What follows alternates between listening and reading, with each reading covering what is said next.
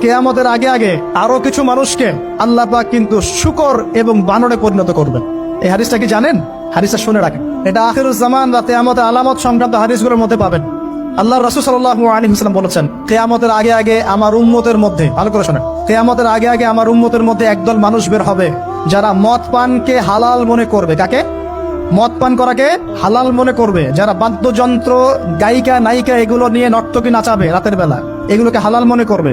যারা অশ্লীলতা, বেহায়াপনাকে জায়েজ করে নিবে, ঠিক আছে, এরকম কয়েকটা পাপের কথা বলে নবীজি বলছেন একদিন সকালবেলা আল্লাহ পাক তাদেরকে ঘৃণিত বানরে পরিণত করবে। এটা হবে সামনে, কখন কিভাবে হবে আল্লাহ ভালো জানে। এবার আমি কনসেপ্টে চলে আসি। এই যে পৃথিবীতে নেমে আসলাম, তাহলে আমরা কোত্থেকে আসছি ভাই? আমরা কি পৃথিবীর অধিবাসী ছিলাম? আমরা জান্নাতে ছিলাম, ওখান থেকে আল্লাহ পাক পাঠিয়েছে। এবার পৃথিবীতে এসে আদম আলাইহিস সালামের যুগে খুব একটা দুর্ঘটনা ঘটে নাই, একটা ঘটেছে। কয়টা? একটা।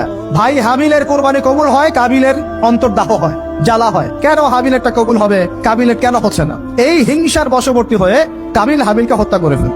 হত্যা করে লাশটা দাফন করার পদ্ধতিও তার জানা ছিল না। আল্লাহ কাককে পাঠালেন, কাককে দেখে সে শিখলো। প্রথম দুর্ঘটনা হচ্ছে হাবিল কাবিলের দুর্ঘটনা। বলে রাখি, আজকেও নিজের ভাইয়ের বেশে বহু কাবিল মুসলিম সমাজের মধ্যে ঘুরে বেড়ায়।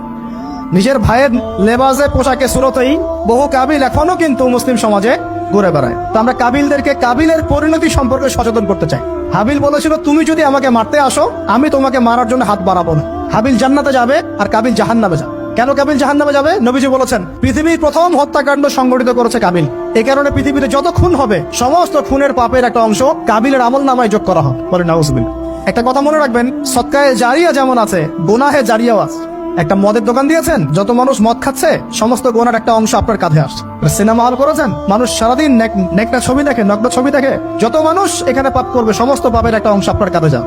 আবার একটা মাদ্রাসা করেছেন, যত মানুষ এখানে দ্বীনি ইলম শিখবে, এই নেকির একটা অংশ আপনি পাবেন ইনশাআল্লাহ। মরে গেলেও কবরে পাবেন ইনশাআল্লাহ। আল্লাহ পাক আমাদের সবাইকে সদকায়ে জারিয়া করার তৌফিক দেন, গোনাহে জারিয়া থেকে বাঁচিয়ে রাখুন। খুব খেয়াল রাখবেন, আল্লাহ পাক আমাদের হেফাজত করুন বলি আমিন। এবার ওই যুগ শেষ, নূহ আলাইহিস সালামের যুগ। এই যুগে আল্লাহর একই সুন্নাত, নূহ আলাইহিস সালাম 950 বছর দাওয়াত দিলেন, 40টা বা 80টা পরিবার ইসলাম কবুল করেছে, বাকিরা করে নাই। যারা করে নাই আল্লাহ পাক তাদেরকে ডুবিয়ে মারলেন, যারা করেছে আল্লাহ পাক উদ্ধার করলেন। সোজা কথা।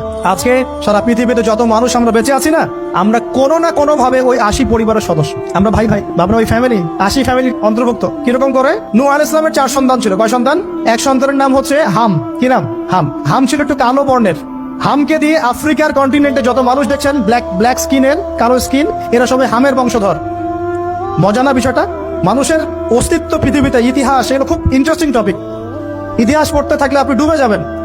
কত কিছু বিশ্বে হয়েছে আর কত কিছু হবে সামনে।